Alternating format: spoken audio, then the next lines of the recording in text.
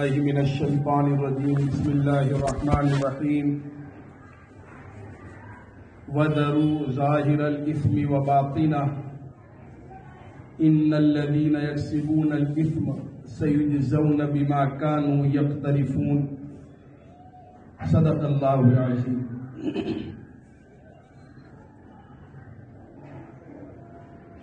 بزرگان محترم، رات دین کا یہ تجربہ ہے کہ آدمی جس چیز کو بیماری سمجھتا ہے تو اس سے بچنے کی کوشش کرتا ہے، اور جس کو بیماری نہیں سمجھتا اس سے بچنے کی کوشش بالکل نہیں کرتا۔ اسی طرح آدمی جب اپنے آپ کو بیمار سمجھتا ہے تو علاج کرتا ہے، اور بیمار نہیں سمجھتا تو وہ علاج بھی نہیں کرتا۔ بالکل اسی طرح معاملہ یہی ہے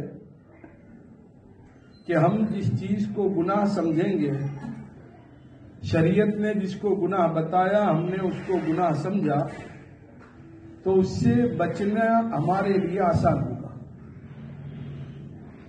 اور جب ہم نے کوئی گناہ کر لیا اور اس کو گناہ بھی سمجھا اور گناہ کیا تو پھر توبہ کرنا بھی آسان ہوگا۔ آج کل ہمارا حال یہ ہے کہ گناہ کے گناہ ہونے کا احساس ہمارے دلوں سے نکل چکا ہے۔ گناہ کے گناہ ہونے کا احساس ہمارے دلوں سے نکل چکا ہے۔ ایک بات سمجھ کے چلے، موت کا فرشتہ ہر وقت ہماری ٹوہ میں ہے، کیا جوان، کیا بوڑھا، کیا تندرست، کیا بیمار۔ آپ علیہ السلام نے مستقل مثال دے کر سمجھایا کہ اللہ کے نبی علیہ السلام نے ایک ہاتھ کو اس طرح لمبا کیا اور ایک ہاتھ اس طرح سے، اور یوں فرمایا جو یہ ہاتھ جو ہے یہ انسان کی موت ہے جو ہمیشہ سر پر منڈلا رہی ہے، اور یہ ہاتھ جو ہے یہ انسان کی امیدیں ہے کہ موت تو سر پر ہے اور لمبی لمبی امیدیں وہ باندھے ہوئے۔ تو موت کا فرشتہ ہر وقت ہماری ٹوہ میں ہے، کیا پتا کب ہم لقمہ اجل بن جائے کوئی ٹھکانہ نہیں، کب ہماری روانگی ہو جائے کوئی ٹھکانہ نہیں۔ لہذا ذمہ داری ہماری یہ بنتی ہے کہ ہم اپنے آپ کو اللہ کی ملاقات کے لیے ٹائٹل کلیئر کا سرٹیفکیٹ لے کر جائیں۔ اللہ کی ملاقات جب بھی ہماری ہو، جس وقت بھی ہو، تو ایسی ملاقات ہو کہ اللہ رب العزت کی طرف سے یہ اعلان ہو کہ فادخلی فی عبادی وادخلی جنتی۔ اللہ کی ملاقات کا جب بھی وقت آئے تو فرشتے بھی خوش ہو۔ ہمیں زندگی ایسی جینی پڑے گی۔ آج ہم خود اپنی زندگی کا جائزہ لیں، ہم کہاں جا رہے ہیں؟ ہم بڑے دھوکے میں پڑے ہوئے ہیں، ہم بہت دھوکے میں پڑے۔ اسی لیے شاہ عبد الغنی پھول پوری رحمۃ اللہ علیہ نے عجیب بات ارشاد فرمائی۔ شاہ عبد الغنی پھول پوری رحمۃ اللہ علیہ فرماتے ہیں، اے انسان مجھے تجھ پر تعجب ہے، اے انسان مجھے تجھ پر تعجب ہے کہ تو توبہ کی امید پر گناہ کرتا ہے۔ اے انسان مجھے تجھ پر تعجب ہے کہ تو توبہ کی امید پر گناہ کرتا ہے اور زندگی کی امید پر توبہ نہیں کرتا، کہ ابھی تو بہت زندہ رہنا ہے، ابھی تو بہت باقی ہے۔ تو زندگی کی امید پر توبہ نہیں کرتا اور توبہ کی امید پر گناہ کرتا ہے۔ بزرگوں، ہمیں ہمارا آئیڈیل، ہمارا ماڈل آپ علیہ السلام کی ذات ہے۔ اللہ کے نبی علیہ السلام کی سیرت کو ہمیشہ سامنے رکھیں، آپ علیہ السلام کی زندگی کو ہمیشہ ہم سامنے رکھیں اور اس کے مطابق اپنی زندگی کو بنانے کی کوشش کریں۔ قرآن کریم میں اللہ رب العزت نے ارشاد فرمایا، یا ایھا الذین آمنوا علیکم انفسکم لا یضرکم من ضل اذا اهتدیتم، اے ایمان والو تم اپنی اصلاح کی فکر کرو، تم اپنی اصلاح کی فکر کرو۔ آج ہمارا حال کیا ہے؟ ہم اپنی ذات ہی سے بالکل بے خبر ہو گئے، کون کیا کرتا ہے اس کے چکر میں پڑے رہے، لوگوں کی زندگی میں کمیاں اور عیب نکالتے رہے۔ اس کا بنیادی نقصان یہ ہوا کہ ہم خود اپنی زندگیوں کو خوبیوں والا بنانے سے محروم کر دیے گئے۔ ہماری زندگیاں سنتوں سے، اللہ کے نبی کی تعلیمات سے، اللہ کی مرضیات سے ہماری زندگیاں دن بدن خالی ہوتی چلی جا رہی ہیں۔ اسی لیے کسی نے کیا خوب کہا ہے، ہمیں نہ تھی جب تلک اپنی خبر، رہے دیکھتے اوروں کے عیب و ہنر۔ ہمیں نہ تھی جب تلک اپنی خبر، رہے دیکھتے اوروں کے عیب و ہنر۔ پڑی جب اپنے عیبوں پر نظر، تو نظروں میں کوئی برا نہ رہا۔ ہمیں اپنی فکر کرنی ہے، اسی لیے آپ علیہ السلام نے فرمایا وَبْكِي عَلَىٰ خَطِيئَتِكَ، اپنے گناہوں پر رویا کرو، اپنے گناہوں پر رویا کرو۔ ہمارے گناہ پر ہماری پکڑ یقینی ہے، اور یہ یاد رہے جب گناہ ہونے کا احساس جب ختم ہو جائے گا تو یوں سمجھو کہ وہ دن ہمارے لیے قیامت کا دن۔ بیمار آدمی، جب بیمار آدمی اپنے آپ کو بیمار ہی نہیں سمجھتا تو پھر اس کے لیے پریشانیاں بڑھتی چلی جاتی ہیں۔ وہ بیمار سمجھے گا تب جا کر تو علاج کی توفیق ہوگی۔ ہم اپنے آپ کو گنہگار سمجھیں گے یا کوئی گناہ کو ہم گناہ سمجھیں گے تو ہمیں توبہ کی توفیق ہوگی۔ آج کل حال یہ ہے گناہ کے گناہ ہونے کا احساس دلوں سے نکل گیا۔ اسی لیے آپ علیہ الصلوۃ والسلام نے کتنی عجیب بات ارشاد فرمائی۔ آپ علیہ الصلوۃ والسلام سے کسی نے سوال کیا مل معصیہ، یا رسول اللہ گناہ کیا ہے؟ آپ علیہ السلام نے فرمایا ہر وہ کام جو تیرے دل میں کھٹکے وہ گناہ ہے۔ ہر وہ کام جو تیرے دل میں کھٹکے وہ گناہ ہے۔ اسی لیے شیخ عبد القادر جیلانی رحمت اللہ علیہ نے عجیب بات فرمائی۔ حضرت شیخ عبد القادر جیلانی رحمت اللہ علیہ فرماتے ہیں اے انسان، تو نے اپنی طرف دیکھنے والوں میں سب سے زیادہ کمزور تو نے اللہ ہی کو سمجھا ہے۔ اے انسان، تو نے اپنی طرف دیکھنے والوں میں سب سے زیادہ کمزور تو نے اللہ ہی کو سمجھا ہے۔ جب تو کوئی گناہ کرتا ہے تو لوگوں کو پتہ نہ چلے اس کے لیے تو پردے ڈال لیتا ہے، دروازے بند کر لیتا ہے، لیکن کیا تو نے اللہ کی نظر سے بچنے کا کوئی انتظام کیا؟ کتنی عجیب و غریب بات۔ اللہ والے یوں سمجھو کہ پورے سمندر کو ایک کوزے میں لے لیتے ہیں۔ اے انسان، تو نے اپنی طرف دیکھنے والوں میں سب سے زیادہ کمزور اللہ ہی کو سمجھا ہے۔ سب سے بچنے کا تو نے انتظام کیا، اللہ سے، اللہ کی نظر سے بچنے کا تو نے کوئی انتظام، کبھی ہم کو خیال بھی نہیں آتا کہ اللہ دیکھ رہا ہے۔ بھائی دیکھیے، کوئی ابھی تو جگہ جگہ کیمرے لگائے جاتے ہیں دکانوں پر اور اسی طریقے سے فیکٹریوں میں، کارخانوں میں۔ اب جب یہ احساس ہے کہ بھائی یہ کیمرہ لگا ہوا ہے تو جتنے بھی ورکر ہیں، اور ورکر ہوتے ہیں وہ بالکل سیدھے سیدھے رہتے ہیں کہ بھائی یہ کیمرہ چگلی کر جائے گا، یہ شیٹ کو سب پتا چل جائے گا، پھر میری ملازمت کا مستقل مسئلہ ہوگا، اس سے سیدھے سیدھے رہو۔ ہو سکتا ہے کیمرہ بگڑا ہوا ہو سکتا ہے لائن خراب ہو، لیکن پھر بھی ایک ڈر اتنا زبردست بیٹھا ہوا ہے کہ نہیں بھائی کیمرے میں سب آ جائے گا، یہ تو 1 مہینے کا پورا اندر اس کی ہارڈ ڈسک میں پورا بھرا رہتا ہے۔ اللہ کی ذات سمیع ہے، اللہ کی ذات خبیر ہے، اللہ کی ذات علیم ہے۔ اللہ تعالیٰ اندھیرے میں لائیو دیکھنے پر ایسے ہی قادر ہے جیسے اجالے میں دیکھنے پر قادر ہے۔ تو کیا اللہ کا سمیع ہونا، اللہ کا بصیر ہونا، اللہ کا خبیر ہونا ہم نے بھلا دیا ہے؟ ایک کیمرے کا تو ڈر ہمارے دل میں ہے لیکن اللہ کا ڈر ہمارے دلوں سے نکل گیا۔ اس وقت بنیادی ضرورت ہے اپنے دلوں میں، اپنی اولاد میں اللہ کے ڈر کو بٹھانے کی، کیونکہ ڈر ایک ایسی چیز ہے جو کرنے کے کام کرنے پر آمادہ کرتا ہے اور نہ کرنے کے کاموں سے روکنے پر بھی آمادہ کرتا ہے، ڈر ہی۔ اب دیکھیے وہ قانون ہی لے لیجیے ہیلمٹ کا، کبھی اپنے بچے کو تو گود میں بھی نہیں اٹھایا، لیکن اب دیکھیے وہ ہیلمٹ کا قانون بھائی اتنے روپے پینلٹی آئے گی تو جگہ جگہ اس کو گود میں لے کر جا رہا ہے، ارے ابھی اس کو ہی لے لو، یہ ماسک کو ہی لے لو۔ ایک ڈر آیا تو ڈر کی بنیاد پہ کہا کہ نہیں بھائی پابندی کرنی پڑے گی، ورنہ اتنا جرمانہ ہوگا، یہ سزا وہ سزا۔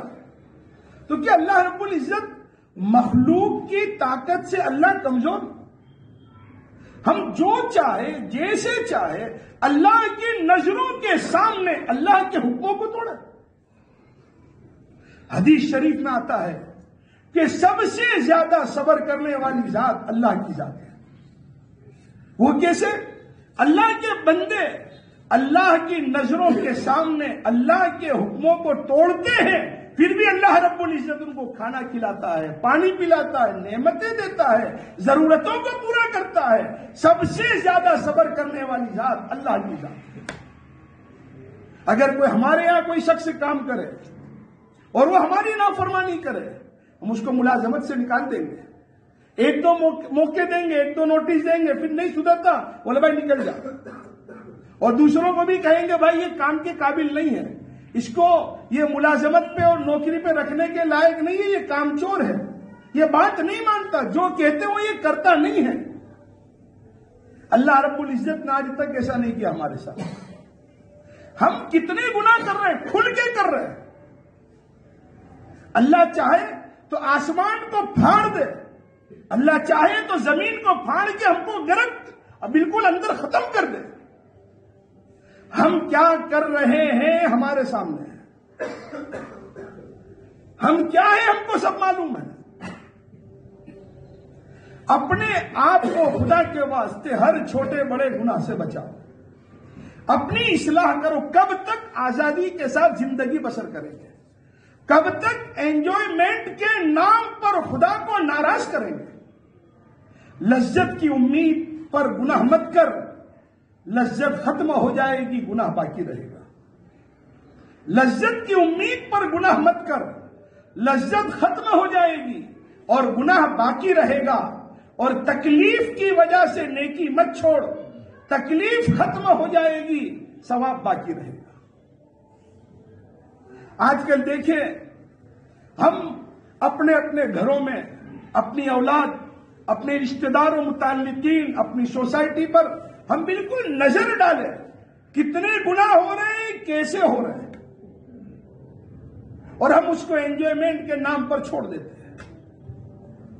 انجوائمنٹ کے نام پر دیکھیے ہم آزاد نہیں ہیں۔ The best of century in world, حضرت مولانا سید علی میاں ندوی رحمت اللہ علیہ نے عجیب بات ارشاد فرمائی، جیسے کوئی حکومت کا نمائندہ ہوتا ہے تو وہ حکومت کے نمائندے کا کوئی اس کا آئی کارڈ ہوتا ہے، نمائندے کا کیا ہوتا ہے؟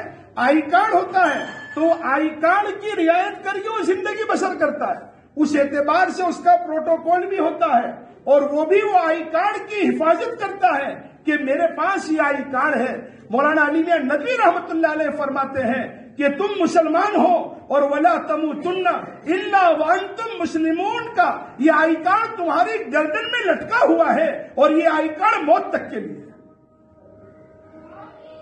ایک حکومت کا نمائندہ وہ تو حکومت کے آئی کارڈ کی رعایت کر کے اس کے مطابق اپنے آپ کو بنانے اور سنبھالنے کی کوشش کرے، اور ہم اللہ کے کارندے ہیں، اللہ کے نمائندے ہیں، اللہ رب العزت کے بندے ہیں، تو پھر ہمیں اللہ کی طرف سے وَلَا تَمُوتُنَّ إِلَّا وَأَنْتُمْ مُسْلِمُونَ کا جو آئی کارڈ دیا ہے، ہم اس کی رعایت کر کے زندگی بسر کیوں نہ کریں؟ ضرورت ہے اپنے آپ پر رحم کھانے کی، ضرورت ہے اپنی اولاد کی فکر کرنے کی، ضرورت ہے اپنی زندگیوں کو درست کرنے کی۔ ہم کب تک دیکھیے حالات بدلتے ہیں، بگڑتے ہیں، وہ انسانوں سے حالات بدل، اور انسانوں کے عمل کی وجہ سے، اعمالکم اموالکم، تمہارے اعمال ہی تمہارے حاکم۔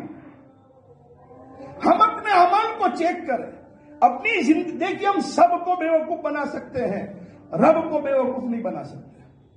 سب کو بیوقوف بنا سکتے ہیں، ہم اللہ کو بیوقوف نہیں بنا سکتے. نشان سجدہ سجا کر بہت غرور نہ کر، وہ نیتوں سے نتیجے نکال لیتا ہے. اپنی اولاد کی فکر کرے خدا کے واسطے. قرآن میں اللہ فرماتے یا ایھا الذین آمنوا قوا انفسکم واہلیکم نارا، اے ایمان والو تم اپنے آپ کو اور اپنے گھر والوں کو جہنم کی آگ سے بچاؤ. اللہ کے نبی علیہ السلام نے فرمایا من تشبہ بقوم فہو منہم. آپ علیہ السلام نے فرمایا جو جس قوم کی مشابہت اختیار کرے گا قیامت کے دن اس کا انجام اسی کے ساتھ ہوگا.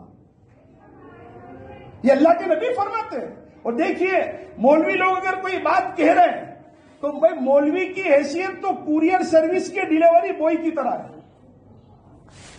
ٹپال میں کیا لکھا ہے وہ لکھنے والا جانا ہے. ڈیلیوری بوائے وہ تو بھائی ماروتی کوریئر اس کے وہاں سے ٹپال لی، جو ایڈریس تھا وہاں پہنچا دیا. اب اللہ کے نبی فرماتے ہیں اب ہمارے دلوں میں ان دنوں میں غیروں کی مشابہت کا خیال ختم ہو گیا. کبھی خیال تک نہیں آتا کہ یہ غیروں کی مشابہت ہے. ہمارے بزرگان دین ان کی زندگیوں کو اٹھا کر دیکھے کہ بعض بزرگ وہ پان پابندی سے کھاتے تھے، لیکن دھولیٹی کے دن وہ کبھی پان نہیں کھاتے تھے. پوچھا گیا کہ میں دھولیٹی کے دن پان کیوں نہیں کھاتے؟ بولے کبھی میں پچکاری لگاؤں تو غیروں کی مشابہت نہ ہو جائے. آپ اندازہ نہ ہو کتنا احتیاط. اور ہم کہاں جا رہے ہیں، کیا کر رہے ہیں؟ انجوائمنٹ کے نام پر ہم نے اپنے آپ کو کہاں کھڑا کر دیا، سوچے تو صحیح. دیکھیے دنیا میں جیسے چیزوں کا نسب ہوتا ہے ایسے شریعت میں اعمال کا بھی نسب ہوتا ہے. مومن آزاد نہیں ہے کہ جو چاہے وہ کرے، جو ہم کو ٹھیک لگے وہ بس، اور جو ٹھیک نہ لگے وہ غلط. یہ نہیں، شریعت میں ہماری عقل کو بالکل دخل نہیں ہے. شریعت میں ہماری عقل کو بالکل دخل نہیں ہے. اور اگر عقل کے حساب سے بھائی جو ہم کو ٹھیک لگے وہی صحیح، تو پھر یہ ہو سکتا ہے کہ بھائی ری خارج ہو اور اس سے وضو ٹوٹے. سمجھ میں نہیں آتا. یہ تو وضو میں تو 4 اعضاء، بھائی سر کا مسا ہوتا ہے، 3 اعضاء دھوئے جاتے ہیں. اب یہ ری خارج ہوئی اور اس سے وضو ٹوٹ گیا. شریعت میں ہماری عقل کو دخل نہیں ہے. ہم کو جو ٹھیک لگے وہ ٹھیک، یہ نہیں. ہم کو ٹھیک لگے کہ نہ لگے، طبیعت پہ بوجھ پڑے یا جو بھی ہو، جو نبی نے کہہ دیا وہ فائنل. جو نبی نے کہہ دیا. دیکھیے ابھی ملک کا بندھارن اور ملک کا آئین، اب اس میں ہر ایک کی تمنا یہ ہے کہ بھائی وہ محفوظ رہے، اس کے خلاف کوئی کام نہ ہو. بھائی آئین اور بندھارن کی حفاظت چاہتے ہیں کہ نہیں چاہتے؟ تو ہم مسلمان ہیں، ہمارا بھی آئین قرآن اور حدیث ہے. اب ہم خود ہی اس آئین اور اس بندھارن کو توڑے، ہم خود ہی توڑے. جبکہ مسلمان کی ذمہ داری یہ ہے کہ اس آئین اور اس بندھارن کا تعارف پوری انسانیت کو کرائے.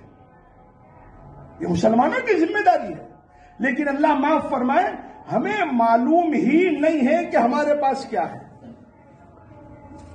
ہمیں معلوم ہی نہیں ہے ہمارے پاس کیا ہے.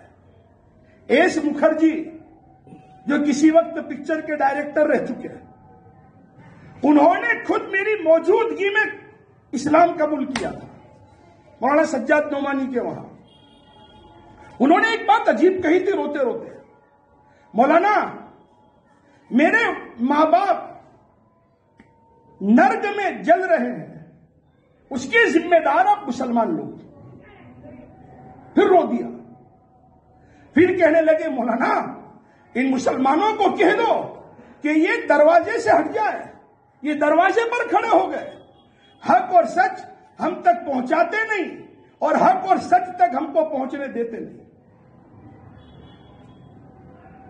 سمجھ رہے ہو؟ دنیا کی قومیں دین اسلام کو پڑھ کر مسلمان ہو رہی ہے، مسلمانوں کی زندگیوں کو دیکھ کر نہیں. دنیا کی قومیں دین اسلام کو پڑھ کر اللہ کے نبی کی سیرت کو پڑھ کر وہ مسلمان ہو رہی ہے. اور ہماری زندگیاں، حضرات صحابہ کرام کا حال یہ تھا کہ ان کی زندگیوں کو دیکھ کر لوگ اسلام کے قریب آتے تھے. اور آج ہماری زندگیوں کو ہم دیکھیں کہ ہمارا کیا حال ہے. ضرورت ہے اپنے آپ کو اللہ اور اس کے رسول کا وفادار بنانے کی. دیکھیے حالات بد سے بدتر مرحلے کی طرف بڑھ رہے ہیں. ایمان سوز ہوائیں چل رہی ہے تیزی کے ساتھ. پلاننگ ایسے بنائے ہوئے ہیں. اس دور میں روح دجالی اور روح محمدی کا مقابلہ چل رہا ہے. روح دجالی اور روح محمدی کا مقابلہ چل رہا ہے. اور یہ روح دجالی اور روح محمدی کے مقابلے میں جو کامیابی ملے گی یہ باتوں سے، تقریروں سے، لٹریچر سے، کتابوں سے، اس سے ملنے والی نہیں ہے، عملی زندگی سے ملے گی. عملی زندگی سے ملے گی. ہمارا معاشرہ مدینہ منورہ کا، حضرات صحابہ کرام کا جو معاشرہ تھا اس کے مطابق ہونا چاہیے. ہمارے لیے آئیڈیل اور ماڈل اللہ کے نبی کی ذات، حضرات صحابہ کرام کی ذات. اب ہم دیکھیں ہمارا معاشرہ کہاں جا رہا ہے، ہمارے نوجوان کہاں جا رہے ہیں. یہ انجوائمنٹ کے نام پر یہ اتران کے دنوں میں کیا سے کیا ہو رہا ہے. کروڑوں روپیہ برباد ہو رہا ہے. اور عجیب بڑے چھوٹوں کا اکرام اور احترام ختم. لاکھوں کروڑوں روپیہ فضول خرچ ہو رہے. کوئی بڑا کوئی چھوٹے کو روکنے کے لیے تیار نہیں. گانے بج رہے، دھوم دھڑاکا ہو رہے، پیسوں کو آگ لگائی جا رہی ہے. خدا کے نام پہ مانگا تو پائی بھی نہ ملی. ہوس کے نام پر کھل گئے منہ خزانوں کے. مسئلہ آج کے بچوں کا نہیں ہے، مسئلہ مستقبل کے ماں باپ کا ہے. ہم یوں سمجھتے ہیں کہ بھائی یہ بچہ، ارے بھائی آج کا بچہ یہ مستقبل میں، یہ فیوچر میں کسی کی ماں بنے گی، یہ کسی کا باپ بنے گا. تو یہ اپنے بچوں کی کیا تربیت کریں گے، یہ اپنے بچوں کو کیا دیں گے.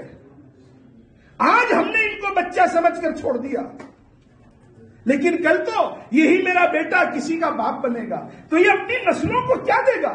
یہی میری بیٹی کسی کی ماں بنے گی، یہ اپنی نسلوں کو کیا دے گی. سنبھلنے کی ضرورت ہے، حالات سے عبرت پکڑنے کی ضرورت ہے. دیکھیے اللہ عاجز نہیں ہے، اللہ عاجز نہیں ہے. اللہ نے ڈھیل دے دی. پتنگ میں ڈھیل دیتے نا، پھر بہت زیادہ ہوتا تو پھر کیا لگا دیتے ہیں، کھینچ بھی لگا دیتے ہیں. تو جو خدا ڈھیل دینا جانتا ہے وہ خدا کھینچ لگانا بھی جانتا ہے. خدا کے واسطے اپنی فکر کرو، اپنی نسلوں کی فکر کرو.